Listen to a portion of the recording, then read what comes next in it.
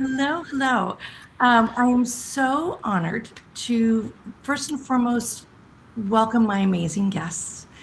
And I'm so honored that those of you that are watching live uh, joined us this evening, whether you are under 2 feet of snow on the East Coast, like our East Coast friends in New York, or right here in Southern California. It is still glorious and sunny, or anywhere else in the world. I want to thank you for taking the hour to have a courageous conversation with my unbelievable guest with a really incredible topic. So before we dive in and introduce our guest, I want to say this is live Tea with Miss G. I've got my tea. As everyone knows, I drink tea incessantly.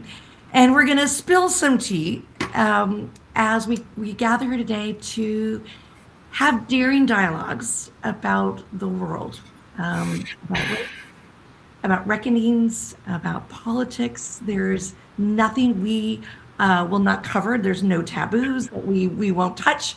And so I'm so glad that I put out the proverbial bat signal to 3 of my favorite people on the planet, and all of you said yes. So first and foremost, thank you for saying yes. And those that said yes, in no particular order, are Latia Kane, an original freedom writer. So thank you, Latia, for saying yes, racing home from work, and joining us today for this courageous conversation. Thank you for having me. Oh, absolutely. I also want to thank Cameron, who also had a very busy day at Lake Elsinore High School. He is a counselor extraordinaire as well of having the title of Freedom Writer Teacher since 2007. We're going on almost 20 years. So thank you for saying yes, Cameron. Thank you very much. I'm very humbled.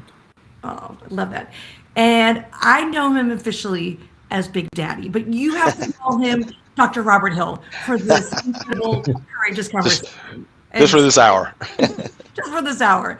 And I had the illustrious privilege of meeting Big Daddy slash Dr. Hill when Latia and the Freedom Riders were 17 years old. They were juniors about to turn into their senior year, and you were going to help shepherd them into their college career and education. Latia Unbelievable. didn't follow you. She went all the way to Hawaii to get her bachelor's, but you were the shepherd for a lot of my Freedom Rider flock.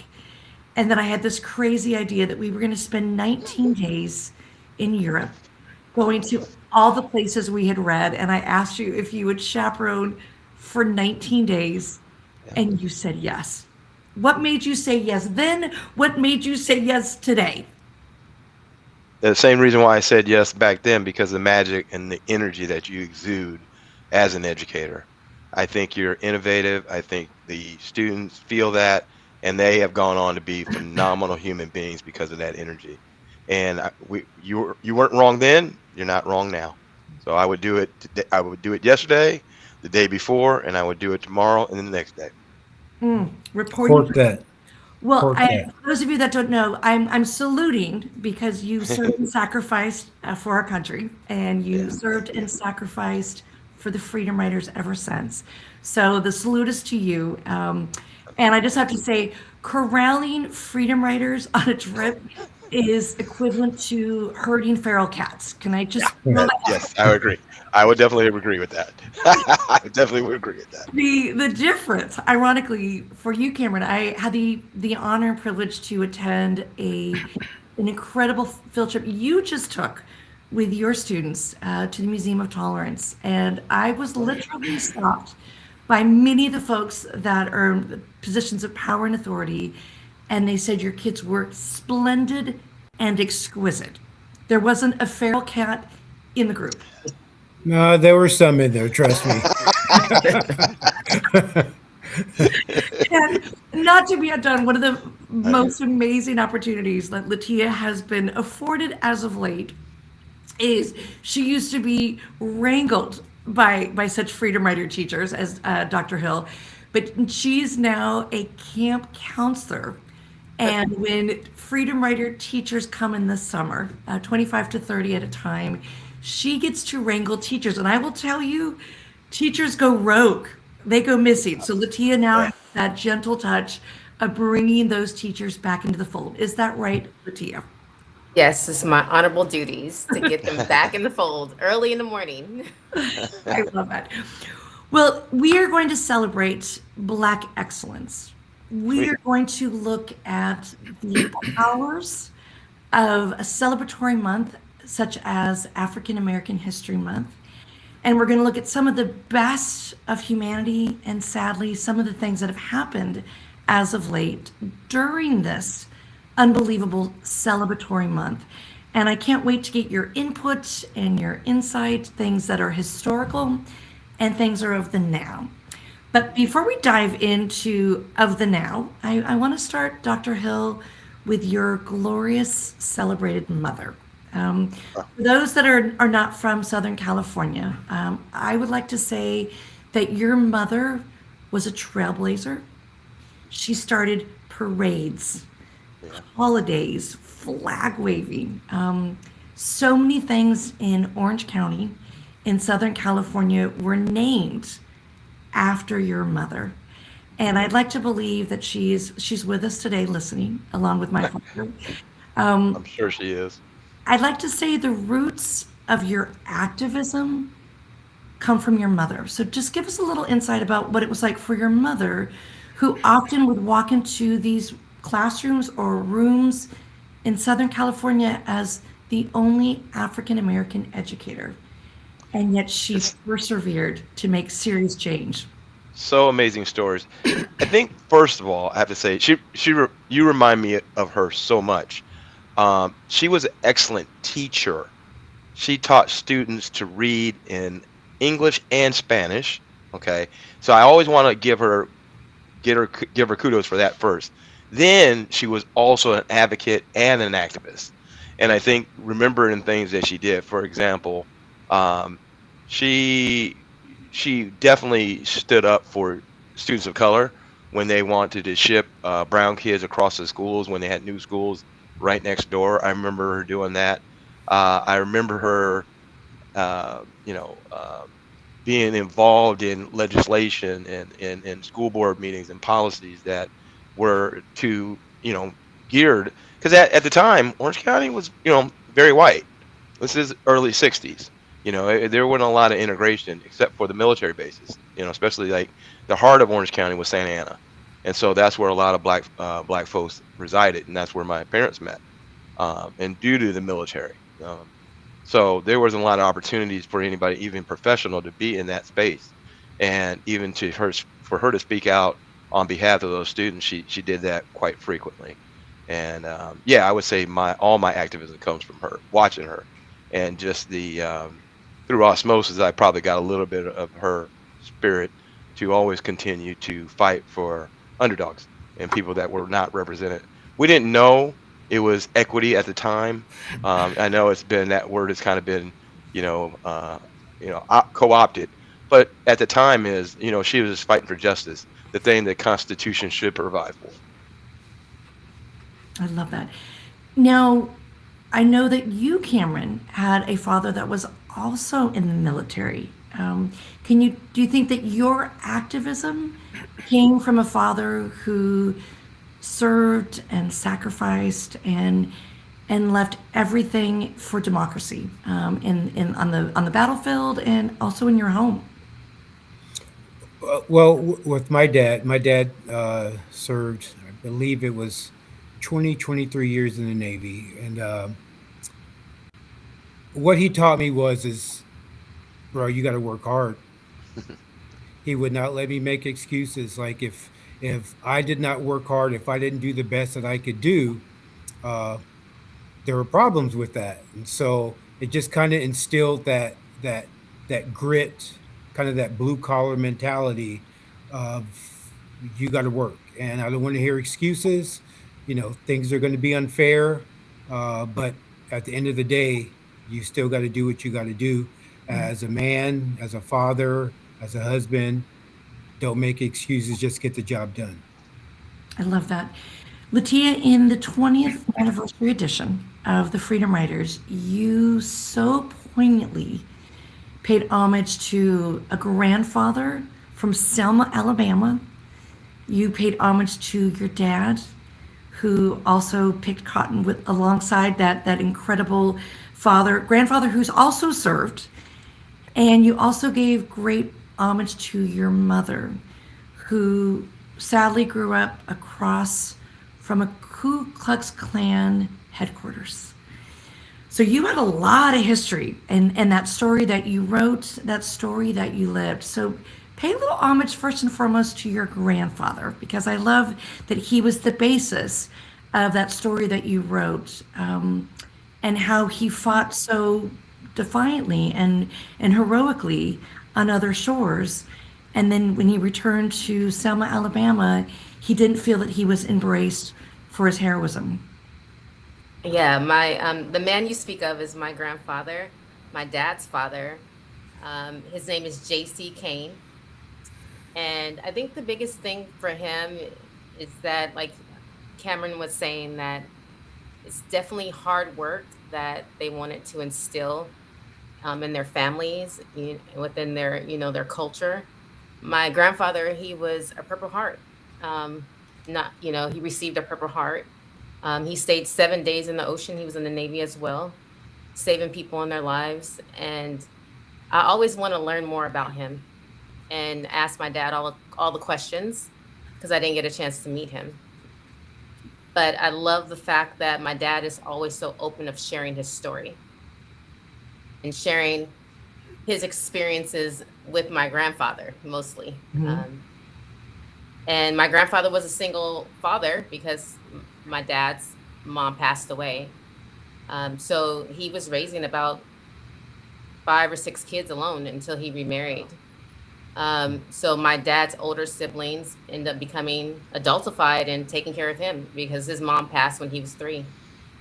So there's so much history and why it's important to, instill value and tell the story of the people before you came. And again, with my mom and her experience in Oregon, that's where we were from. That's right. I remember using the word lollygag, like my grandmother would say, don't lollygag around, hurry up and get back. And I find myself using that term too, but I love the history of my mom's experience. She was smart, but educators' value to a student's success is so much because she was told that she couldn't receive her math award in front of everyone. She had to receive it in the classroom, not during the assembly time. So I definitely felt for my mom and have the emotional intelligence to understand now why she was so hard on me as far as academics. You never know where those things stem from. And at the time I used to think, oh my God, she's so strict, she's so mean, but it wasn't that. She was stewarding me in the right direction as my dad stewards me with my grandfather's story. So I'm just so thankful to be a person that's open to receiving and, wanting to question and being curious about my history through my family members so that I can then tell the story to my daughter. I love that. The name Freedom Writers is an homage of young teenagers, many of them in their early 20s, in the 1960s, who wanted to sit at a lunch counter at Woolworth, wanted to go to a movie theater and sit beside a friend, wanted to drink out of a drinking fountain that wasn't demarcated by a color code.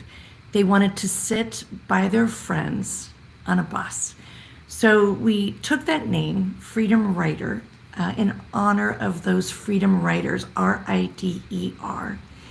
And we got to meet John Lewis. And as John Lewis told us, it's important to get into good trouble. And I think we're going to do that tonight. We're going to get into good trouble. So, Dr. Hill, when you think of our namesake, John Lewis, that the boy from Troy, Alabama, who walked across that bridge in Selma, where Latia's family was from, when you think about that boy from Troy, Alabama, who became a congressman and literally was arrested over 40 times, getting into good trouble, What does getting into good trouble mean for you? I think getting in good trouble means I'm going to break unjust laws. And Dr. King used to say, I will stand, I will stand on moral and just laws. Unjust laws have to be unbroken so they can be changed. And I think when you have unjust, policies, when you have unjust data suggesting that school, kids in different zip codes are not getting the same quality education, when we have a war machine, and I'm a military person, that we can fund war efforts all over the world, but we can't get our education right here in the United States. And I think that's good in good trouble. And I don't mean any harm to anybody that's trying to provide a positive education, but we have to look at our systems. And is it inclusive, and is it equitable for all of the people? And John Lewis always said, "Good in good trouble, find a way to get in the way." Now, I've been let go from a few jobs, and I'm honored that, it's kind of like being in jail, because you got let go because you were a voice before there were other voices. Now I see a force of voices behind me, just like my mother, I came behind her. And I hope somebody comes behind me that continues to say, get in the way, find a way to get in the way, and then get in good trouble. And then if you get in trouble because of it, it's okay. I think time will always be the indicator. Some of the things that we are doing right now in our current state, I think they're going to age badly. They're going to age very poorly in our history books, but we don't see them right now. So that's why we got to still have hope. That's why we still got to have faith.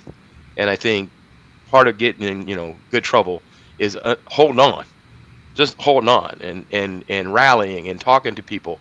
I'll never forget, reaching out to you, because I was ready to give up a little bit. And she said, no, no, no, no, not yet. You said no. And that got me back on track. And I think that's getting in good trouble. And also telling your friends that don't quit. That's getting in good trouble. Cameron, when I was with you and your students just recently, you had these incredible shirts that had words that showed the world that they were these activists, that they were standing up and speaking out. And one of the phrases on their shirts was "no silence." And as a counselor, I know that you deliberately and intentionally teach your students about equity, the power of inclusion. You are the epitome of celebrating diversity. How does that make you feel that some of these beautiful words, even words like empathy, have been criticized and vilified as of late? That often people are afraid to use words like empathy, equity, inclusion, diversity. It's almost like saying the F word, you know what I mean? And it makes my job and other educators, like-minded educators like myself, makes it harder for us because we're trying to take these young minds and mold them into like kindness is cool. Like it's good to love and care about other people. And so we just did a lesson the other day on I'm not sure if you guys know, but there's a entertainer called Musique, and he has a song called Love. And we took that song and we looked at the lyrics and we just kind of broke it down. And I tried to remain quiet and let the kids take it. And I'm sitting back and listening to some of the things that they're saying and some of the things that they're coming up with. And I'm like, okay, they still got it. Like we haven't lost them yet. Like they understand, they get it. And so it's very challenging, very, very challenging right now to produce caring, empathetic, loving teenagers. It really is. But dedicated to the fight, for sure. I love that. And I love that coming up, we have a question from one of your students, which I think is going to be really exciting. Latia, in honor of our namesake, John Lewis, and this idea of you being asked to be an activist and an author and an advocate, you're all of those things. What was it like for you to have that opportunity to actually meet John Lewis? And I miss him more than ever with the state of the world now, because he was all of those things. Being someone who stood up to power and questioned authority, even when it was unfair and unjust. So, what was it like for you to actually meet him and then have the opportunity to write about him? Well, meeting him was insane. Like that day we woke up, we were nervous. Um, and I thought that we were going to have like this smooth transition because we thought we were going to, I don't know, we thought we were going to meet Obama that day. But meeting John Lewis was just so much better because that was our namesake, like you just mentioned. And it was so, like when he got near me, my ears got hot. Um, I don't know, I guess I was just so nervous, and I have small ears. So it was like really, really hot, and just something came over me. He had a supernatural presence, if that makes sense. It's like so much history surrounded him and engulfed him in that moment. And every word that he was saying, we were holding on to. When he talked about his chickens, um, like he said, he didn't have anyone to preach to, so he preached to his chickens and his farm. Best And story ever. and just having, just like I said, history and just knowing someone else's story is so impactful, so empowering. I definitely feel like it was a moment in my life that I'll never forget. And I got a chance to take a picture with him, and it was quick, but it was just like he was definitely a champion, and he held that in his presence. I love that. And for those of you that are watching, once again, John Lewis was an original freedom rider. He sat directly next to Jim Zaworg, who was Caucasian, a young boy from Wisconsin. And on that first freedom ride, Jim Zaworg was the first to get off the bus, beaten savagely in order for everyone to keep riding. John Lewis went on to stand beside Dr. Martin Luther King on the steps of the Lincoln Memorial, that historic I Have a Dream speech. So Dr. King inspired us as we were growing up to be dreamers. Robert, I understand when your parents had a dream of moving to this new city and this beautiful new home, and you were just in elementary school, that dream of equity and equality wasn't the same dream that your neighbors shared with you. So can you share that story about your first home, moving to Santa Ana? And you shared it with me. I wanted to weep, because I just think about, we've come so far and yet we've gone backwards. And so talk about what it was like to be in that brand new home and excited, and that stark. Everybody's excited. Yeah. We move in, and I say one of my first recollection, and I want to say it was 1971-ish. I see, as we're getting ready to go into the house, on the side of the wall, and I think we were the first black family to move in there. It said, "Niggers go home." So that was one of our welcoming greetings there. And and I know my mother kind of rushed to get us in a safer space. We actually ended up moving in, but there was a lot of vandalism almost every week. One time I was in there, they were vandalizing and robbing us, and I was coming home, and that was a couple years later, but coming home, and somebody was still in the house. So we always tied that to try to intimidate to get us out of the neighborhood.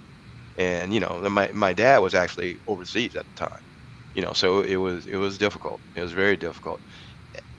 I do want to say that it goes back to what Cameron said about grit, and there's a thin line between grit and trauma. Okay, because we don't have the luxury sometimes to be sitting in our trauma, especially because we know what our ancestors had to do. We know what John Lewis had to do. I traced those steps. I went back to Selma, Alabama. I saw the picture of Jim. I saw the pictures of John Lewis, and those words resonated. And I walked across the bridge, Pettus Bridge, by myself, okay, because I wanted to reenact those. All those things tie together, and a lot of people want to erase that history. But that history is important because it gives us fuel. It inspires us. Yes, it's sad. Yes, it's hurtful. Yes, but slaves dying on a slave ship coming to the Americas is sad. We have a responsibility to rise above the sadness. We have a responsibility to continue to fight for equity, fight for justice for all people.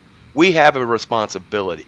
And so I don't have the luxury to cross that line between grit and trauma. I ain't gonna lie. I have my moments when by myself. But when I walk out of that door, I put my armor on and I go back and I put my sword in my holster and I go ready for battle. And I use this. I use my brains because that's what the opportunity my dad and my mom and my parents before them, my grandparents before them, gave us the opportunity. We have an obligation and a responsibility. I love you often text me, iron strengthens iron. Yep. Iron sharpens iron. Yep. Iron sharpens iron. Yep. You inspired me to ask Cameron something about history. Cameron, you just took your students to the Museum of Tolerance, and what I loved is the conversations that were happening during the Q&A when they had an opportunity to meet Claire Firestone, whose mother was an Auschwitz survivor. And I want to ask you specifically, how disheartening is it that there are museums in America that are now taking out history, specifically about slavery or civil rights, and they're taking it away from the actual museums and away from books? As someone who's an educator and has dedicated decades to speaking truth to power, how does that make you feel? Well, if you talk to any of my kids in our program, our whole program is based on the importance of story. And so that would be like someone trying to tell their story, and there's 25 chapters, and you're going to take out the first 7 chapters and just move on from chapters 8 to 25. It's going to be an incomplete story. It's not going to be as impactful, and it's not going to be as truthful. And so I think it's crucial. And like Dr. Hill was saying, like, yeah, it's going to be painful. Some people are going to get their feelings hurt. Some people are going to feel guilty. I understand that. It doesn't change the story. The story is a story is a story, and it must be told. And if you can sit with welcoming ears and be able to listen and appreciate and understand the story, maybe you learn something from it and you're not so threatened by it. You know what I mean? So it's so being at the Museum of Tolerance and also knowing the people that still to this day believe that the Holocaust didn't happen, never happened, propaganda. Like, that's hard for me to stomach, and it was hard for some of my kids to stomach as well, because they're like, how can you say this didn't happen? So. But I throw that back. Think of people that try to minimize that slavery wasn't that bad, or minimize Jim Crow laws or redlining. Is that a question that came up after the trip to the museum? Did your kids have a lot more questions about what's happening in other museums like the Smithsonian, where we know some of those really poignant points of history have been marginalized? Erin, to show you what a rookie I am, I swear I charged my computer prior to. I think it's going dead. So I'm going to go run and grab my charger, and I'm going to get back to you regarding that answer, okay? I'll be right back. While you were charging, Latia, you were brought to New York for a very specific reason. An incredible freedom rider, principal, and superintendent heard a really disturbing word, the same word that was written, sadly, on Robert Hill's home. And it was by kids in a chat room, and they were gamers. And I love that this principal, Trevor, and the superintendent, Rocco Migliore, said, not in our school, not on our watch, even though it wasn't happening during school hours. We want young people to understand the power of words. And so they invited you to a school that was predominantly Caucasian in upstate New York, in Westmoreland, New York. I will never forget the power of story. You started explaining to these young elementary school kids the first time that you heard the N word spoken to you. And we all gasped because you said the word and you said it with a hard ER. And these kids leaned in. And as you told that story, I think you humanized the power of words. What was that like in that decision in your head to tell that anecdote that was so personal, so hard? And I remember kids crying, kids going home and inviting their parents to come and meet you later, parents apologizing for possibly even using those very words in their home. That was a real turning point for me as an educator to see you become their teacher.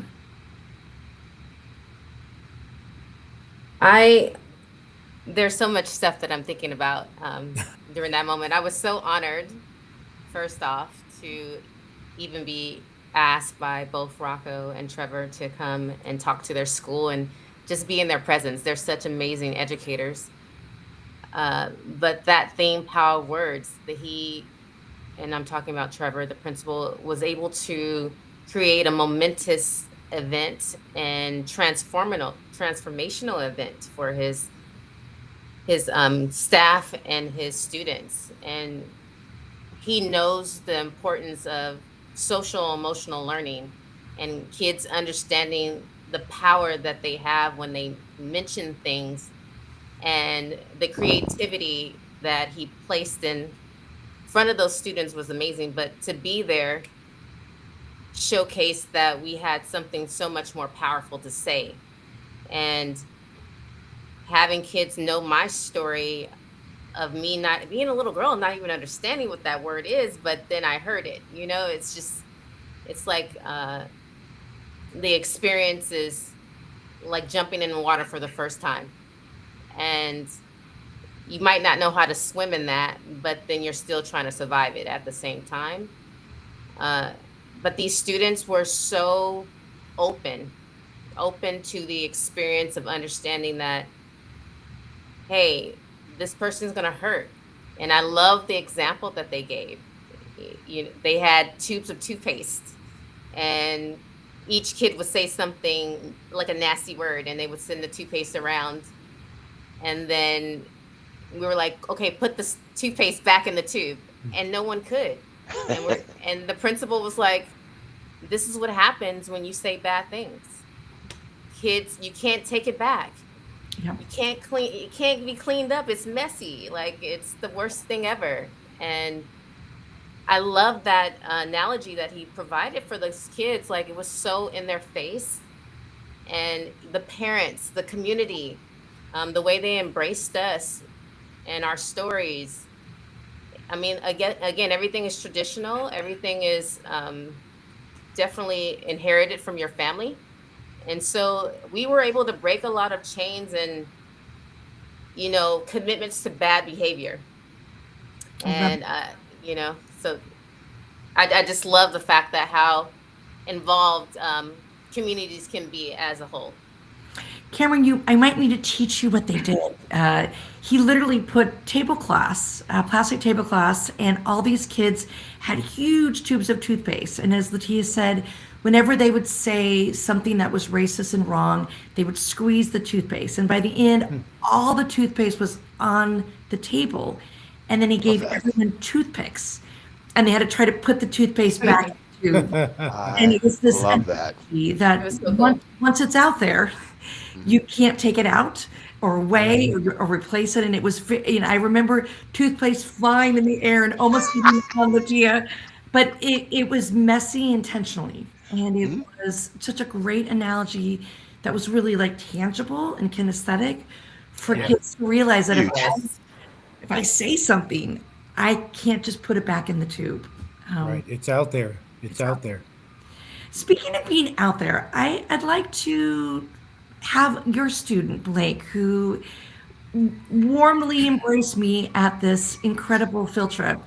And so we asked him to ask you a question. He is the student body president of Lake Elsinore High School, along with a lot of other titles. I think this kid is destined at some point to stand on the steps of the Lincoln Memorial and rally all of us for Could a be. cause and a mission. But he had a question specifically of you, and we asked him to put it on tape. So if we can show you that question on the other side of this question from Blake, I would love for you to answer his question. Sure. Hello, my name is Blake Polloy, and I'm the BSU president, Asian Unity president, Drama Club president, and also the ASB president. Since I'm a senior here at Elsinore High School, I know that Mr. Lymon is a veteran educator, so I have a question just for you.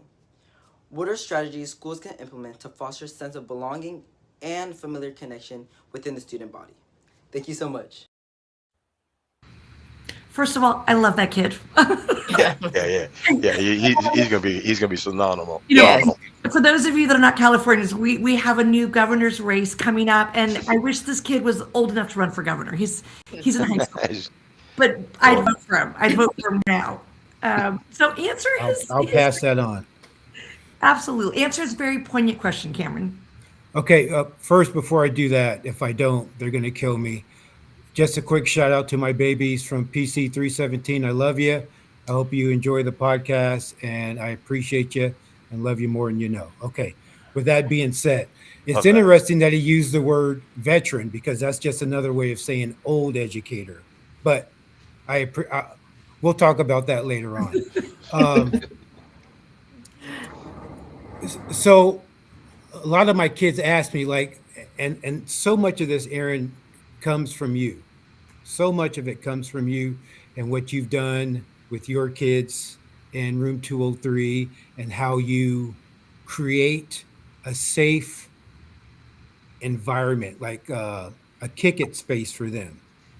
And that's what we try to do. Me and Andrew Baker, who is my partner in crime in the peer counseling class, we try to create a space to where kids can come and just be themselves.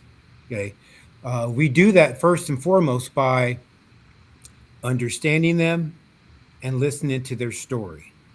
So in regards to Blake's question, and maybe not to throw it back to you, Erin, but you can kind of understand where I'm coming from.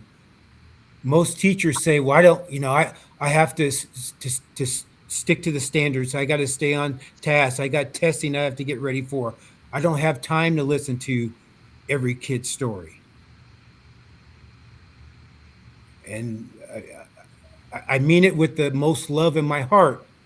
You got to make time. You got to make time. You got to make time for something, because you just coming in and teaching to the subject or to the test or to the quiz, that's not working. It hasn't worked in a while, and it's definitely not going to work with the kids that are coming through the system right now.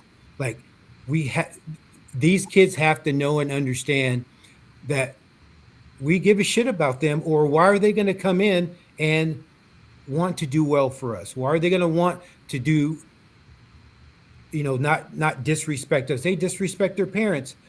Because I'm a teacher or because I'm an educator, they're going to treat me with respect? No, that's not going to happen. So it's kind of a convoluted answer, but to put it simplistically is, you got to get to know your kids. You got to know who those kids are that are sitting at your desk, that you're looking in the eye or they're looking in your eye, and you're communicating with each other before you even start talking about what you're teaching. I love it. And I think, and I love that you knew every single name, every single story. It was just so evident. yeah. I think it's vital that school districts, they hire people that are not only good teachers, but are good, as funny as it sounds, are good with kids, if that makes sense. It's not funny. No, I kind of want to say something so bad. Go ahead, Dr. Hill. I don't want to get in trouble though. You can get into. I do. I actually do want to get in trouble. Actually, I do want to get in trouble. Brother Cameron, I Yes, sir. disagree with you 100%. Not in the Okay. way you probably think. Okay. That young Go for man it. asked about belonging. I have Yes, sir. not yet, and this is interesting panel because we all have that connected energy. I strongly believe in the energy of, folks are gonna be like-minded. That energy is very important. We don't have the right people in some of the spaces. We don't have enough Camerons. And Latia, although you've come up in a, with people around you, you have become that too. Special people do special things. Okay. We don't put enough emphasis on developing relationships. Okay. Yes, sir. Because we're so worried about, and that means you are a special person. You are not afraid to be a little bit different. You know, Sometimes we can't wear a shirt and tie, even if you're the principal, even if you are the president of the university. Sometimes you have got to do things that are not going to be traditional, and that's why I'm always in trouble. Okay, And you're not. that'll piss You, people off yeah, for that's sure. good. That's good. Yeah. And I've lost a job here and too, but that's fine. But I know the students that I have impacted that have gone on with their lives. If it's just one, you're a force multiplier. And I bet we all have stories about students that we have impacted non-traditionally. Sometimes I've had to cuss a kid out.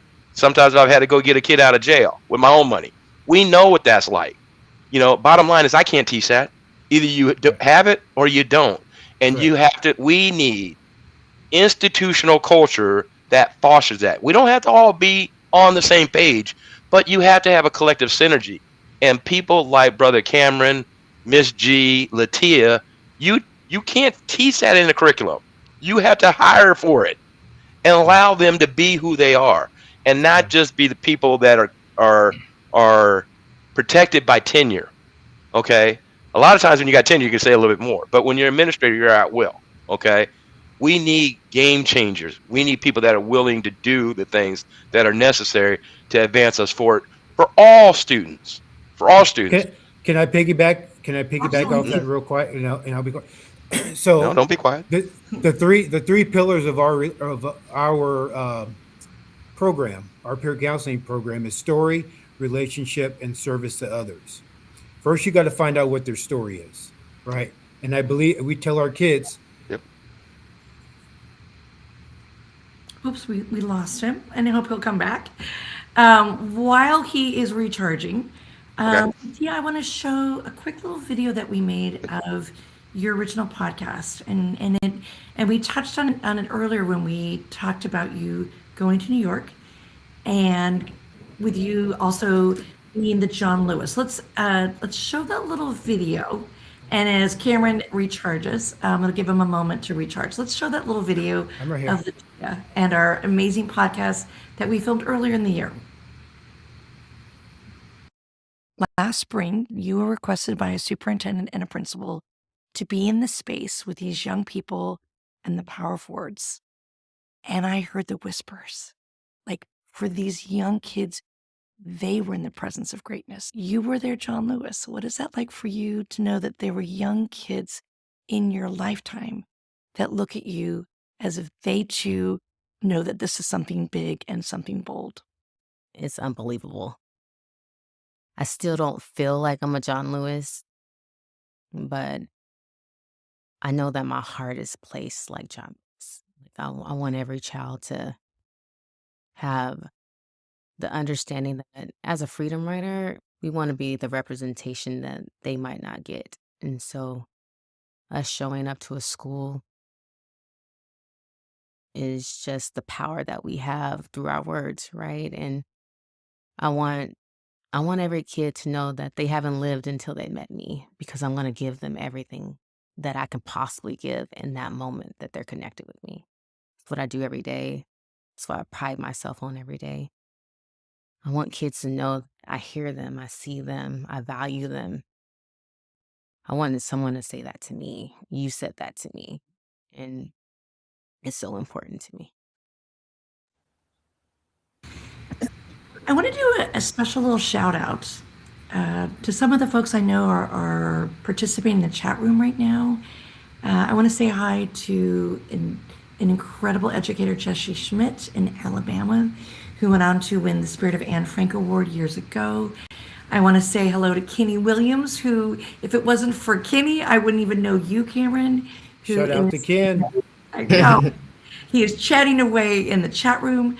I want to say hello to Freedom Writer Narada, your brother from another mother, Latina. My dog. Sending love to both his dog, Dr. Hill, and Latia. Emily Bollinger, who joined us on our first Tea with Miss G, smack dab in the middle of Minneapolis and the madness. And with her whistle and her awareness, she's trying to make a change as an educator and doing her constitutional right to observe. And I want to say an amazing hello to Papa Wright, Henry Wright, who is one of the first schools in America, who's also joining us in Georgia. So lots of different locations. If you were in the chat room and you're sending us messages, announce your city, your state, your country. We Freedom Writers, we travel, and there's always a place to lie our head in all of these communities. But we also like to challenge. So Dr. Hill, this is for you. This came in from Freedom Writer Tanya. And Hi, Tanya. are familiar with the Freedom Writer movie, Tanya's character was portrayed by a young girl who transferred into my class because the educator she had put her on the spot, made her feel that she was, quote unquote, the Rosetta Stone of all things African American. And she faced a lot of racism in an all white class, being made to feel like she was the spokesperson. So she is always someone who stands up and speaks out. She was with that delegation when we went to Europe. Dr. Hill, you had to wrangle her along with everyone else when we were in Amsterdam and Bosnia. But this question is for you. She said, when influential political actors share or amplify content that draws on racist imagery, what responsibility do civic institutions, the media, and the public have in responding? And I think that is a coded question for what we saw with that video that was released by a political actor in the White House. So after that happened, you sent me a text immediately, as did Cameron, and that video was the impetus of us gathering today for Tea with Miss G. So I love that Tanya asked that question of you. What are we supposed to do when we see those things happening in real time? Well, one, we can't allow anybody to make an excuse. Unfortunately, I've even had black people that support this current administration say, well, he really didn't mean it. He didn't submit it. Listen, we cannot justify at all our former president being depicted and the former first lady as an ape, the first African American to be president of this country.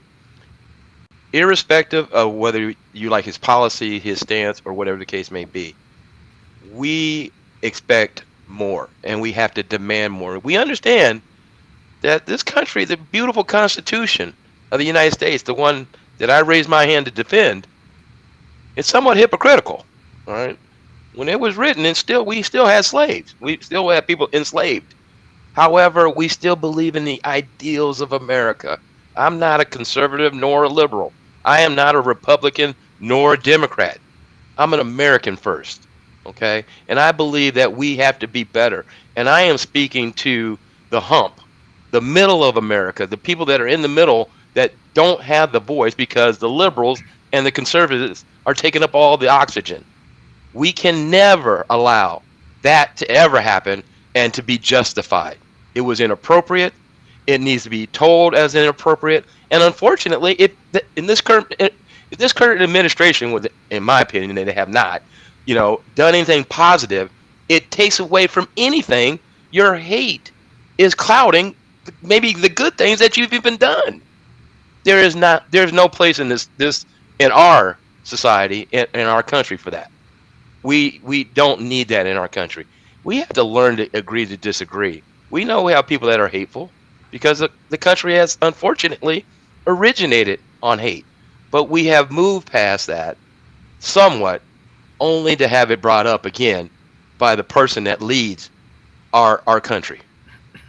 We can never ever. It makes me sad. It hurts, and again, it's that fine line between grit and trauma. You got to understand. Every time that we are caricatured, there are paper cuts. There are millions of paper cuts that we suffer as Black people that we have not healed from, and all it does is just open those wounds all again. Mm. Yeah, our Black history, and thank you for providing the space. Our Black history is for everyone, so that we don't do it again. Not to vilify anyone. It's so that young Black boys and young Black girls and all Black girls and all Black boys of various colors that they can contribute their cultural history to the fabric of America, and we're going to welcome them. But that picture was beneath the office of the office of the president. Cameron, you also sent me a text. I think it was the text arrived before the roosters even crowed, before the sun had even risen. I got a text from you. You were so outraged. And then you had to go to work and deal with these beautiful students who are learning empathy and how to lead with love. So how did you take that as a teachable moment and use that as an opportunity to teach your students about right and wrong? Well, before I left the house, because I was hot before I left, and I had to get my own mind right first, right? I had to get my own emotions right because anybody showing up to school, whether you think you got it hidden or you got it under control, kids see right through that. Mhm. Okay, they see through all your facades and all that. So I wanted to make sure I was coming correct Good before point. I went to school. So I didn't specifically address the the meme or the picture with them. What I did was is I stuck to the script of we're teaching story, relationship, and service to others. That's what we do. That is Yeah. our identity. No matter what goes on around us, no matter how much the snow globe gets shaken up, our foundation is our foundation is our foundation. And so uh, I'm sure because there's a lot of I have a lot of African American kids in our program, and it kind of comes up around, but I try to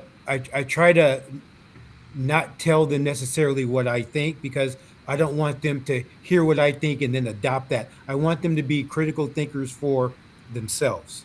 I will add to the conversation, but I don't want to force feed them my thoughts or my beliefs. But what they will get consistently is story, relationship, and service to others, regardless if I'm mad or if I'm upset. Because when I get in front of them, I got to come correct. Because if not, they're Yep. going to see right through that. Yep. I love that. Yep. Latia, you are all of those things. You're a storyteller, and what you do every day is you involve young women and big brothers, big sisters in an opportunity to find their voice. I know you work predominantly with the women, and I love that you keep getting elevated and fancy titles. And oftentimes you'll go into a room. Today you were in Newport Beach, and sometimes you may be the only African American in that room. You are poised, you are elegant. When you speak, people listen. What is it important that they listen to? Because I think that you are such a great storyteller, such a great empath, and such a great activist that I hope that lovingly, sometimes you're able to change people's minds and spirits by your incredible agenda. And your agenda is love, your agenda is inclusion. So tell me how you do it.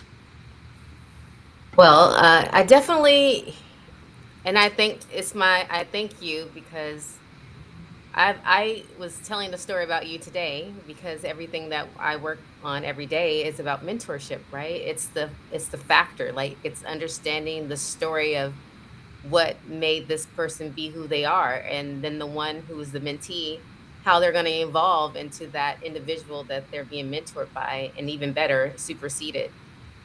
But Erin, you definitely have been that for me. I let them know, like, when the gate opened, I was ready to run and find that next wave. But before then, I wasn't as confident because no one was taking that time to spend and ask questions and be curious about me. And so many times educators are like that. It's like, hey, it's all about the monotony and getting into the classroom and getting the kids out and kind of getting a lesson plan. But that, hey, how are you doing today? And you're like, you're talking to me? Or where do you live? The teachers don't ask those questions. So I love the fact that I can tell that story and understand when I walk in a room, and if it's everyone that does not look like me, I'm here to represent me and my experience, my story. And I love having conversations with people. I love being like, I didn't know that, and it's okay to not know everything, but you prepared me for so many rooms. I know which fork, with glass, with all of that.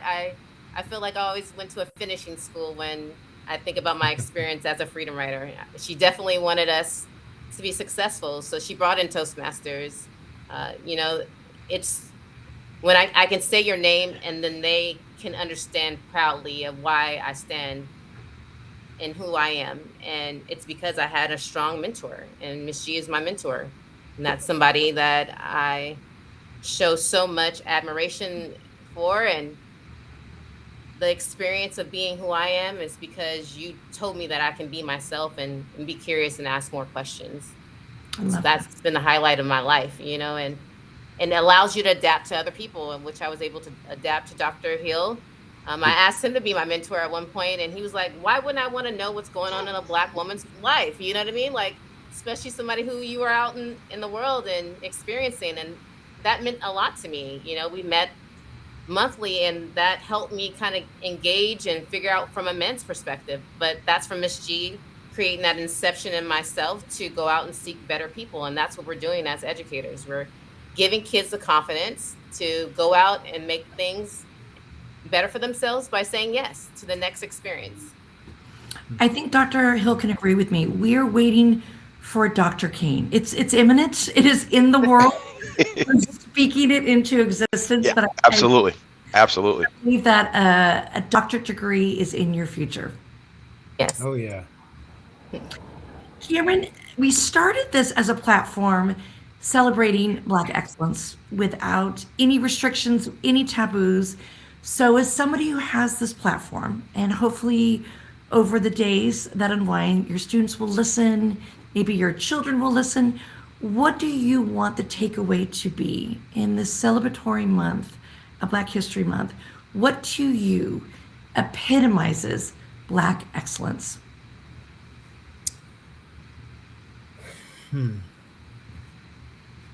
I probably would say, just going back to my original statement, is in terms of history, you have to know the story. You have to know the story of Black people, how we got here. And then once we were here, what were we able to accomplish despite our many traumas and setbacks and difficult moments? And then celebrate that. Why would you not want to celebrate someone? I mean, isn't that what American is about, right? You come over, you work hard, you get your hands dirty, you go through some adversity, but at the end you persevere, you come out better than when you first got here.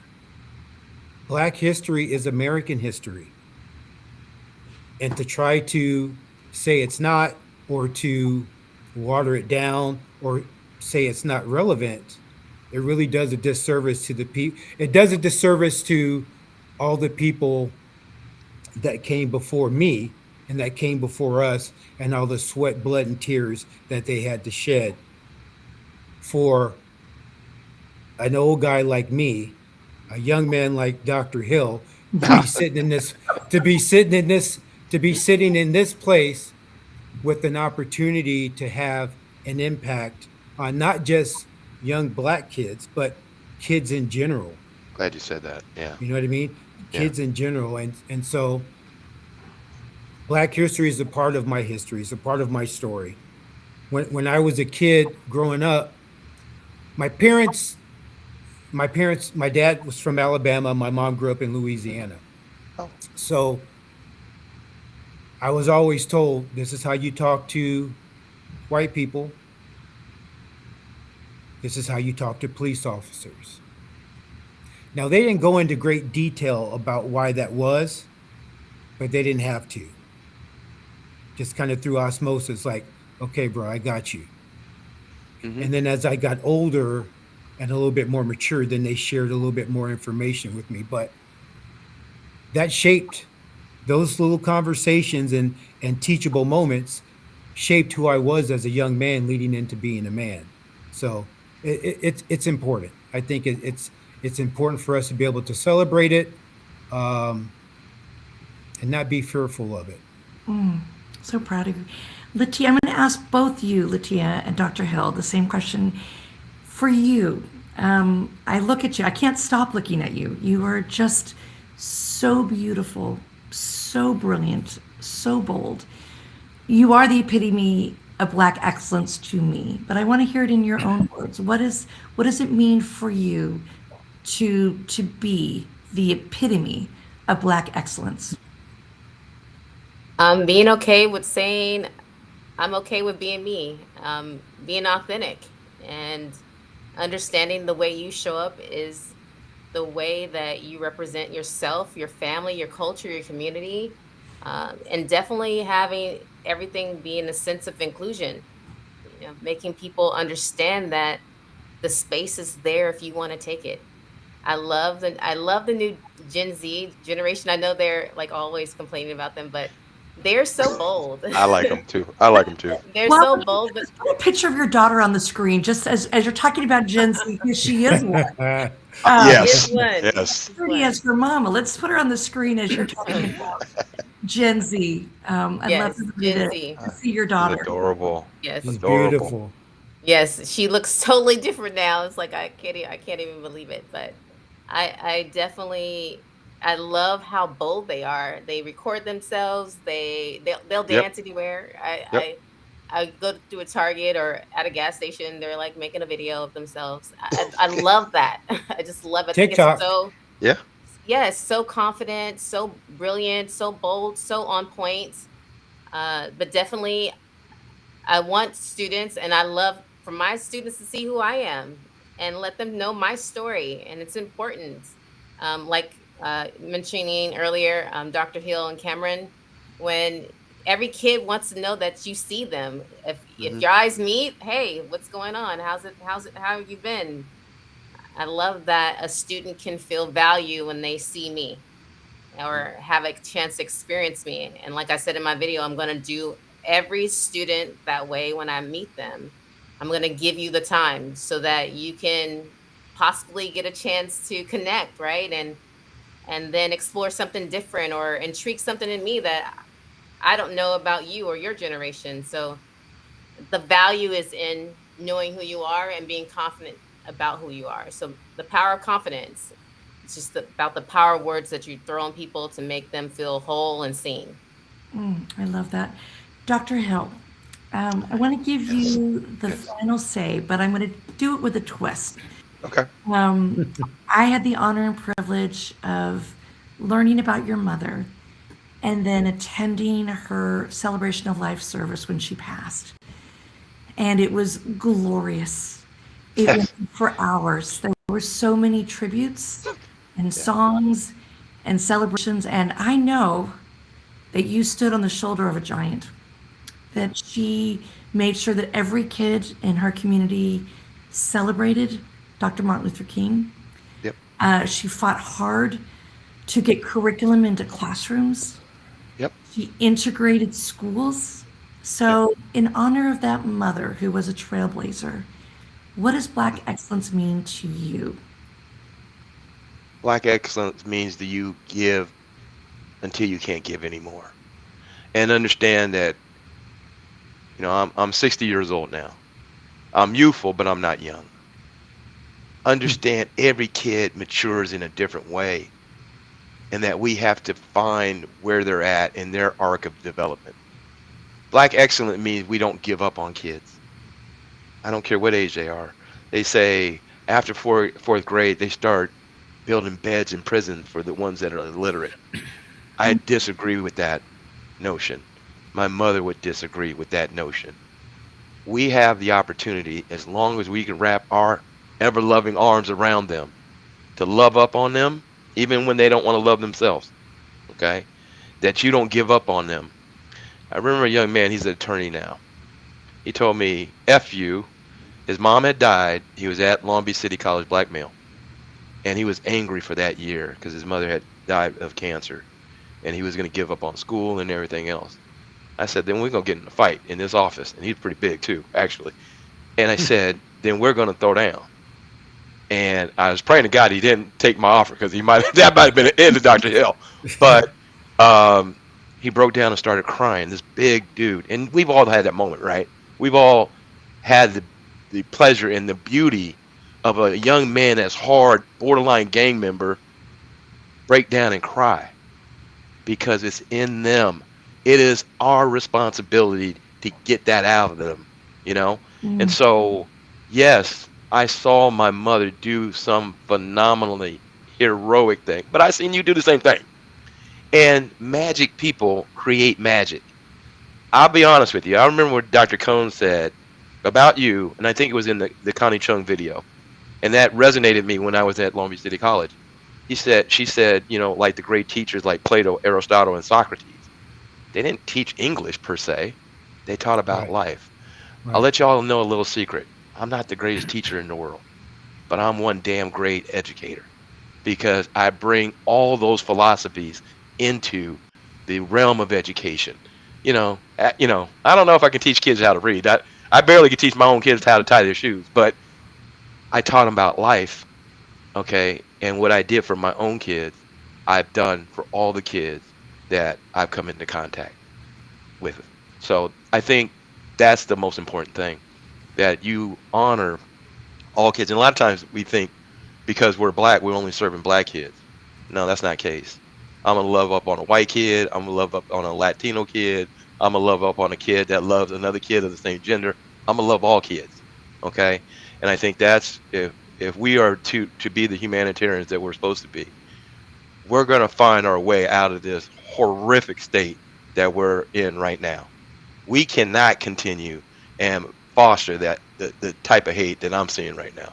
I know my mother right now wants to come back here right now and whoop some ass, but but probably in an educational setting.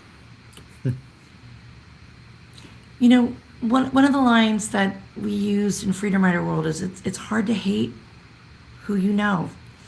And we all know each other. And I hope that our audience will share this video with others. And we can create the family that we want, the family that we choose, the family that we need, the society that we want, the society that we need. So, Erin, can I say one thing? Sure. We used to say in the military, the blood of the covenant is thicker than the water of the womb. And that's family. The blood of the covenant is thicker than the water of the womb. You don't get to necessarily choose your family. But the Freedom Rider family, and the family exponentially because of the force multiplication, and the external family that we're creating, we can create the world that we see. And so I didn't mean to cut you off, but I just felt that was the right saying for the right time. The blood of the covenant is thicker than the water of the womb. We don't have to be connected by blood. By covenant, we're connected. You never have to apologize to me ever. There is no right or wrongs in the sacred space. And in an ending, I want to say what you just did, Dr. Hill, is what we all should do. When we feel something, we should say something. When we see something, we should say something. As your kids so brilliantly do, Cameron, there's no silence. They have been taught to stand up and speak out. As you teach every day to your children you serve, Latia, and your daughter in your home, to be an advocate, to be an ally. So I am so honored that you gathered in this space, that the teachers that love you are watching, your colleagues that love you are watching, your students who love you are watching. And I hope we continue to have small ripple effects to create, as you said, that force multiplier, Dr. Hill. So let's continue to celebrate in African American History Month what excellence for all, but especially Black excellence looks like. So thank you for giving your time and your talent and doing a tribute to those that you love. Thank you so much for joining us. Thank you so much for your wonderful words. And I'll Thank you. Thank you. Thank you so much. see you the Thank next you. time. Thank you, guys. Thank you, colleagues. Love y'all. Don't Love give all up, y'all. guys. Don't give Never. up. Keep going. Never. Relationships matter. I agree. Love y'all. Right.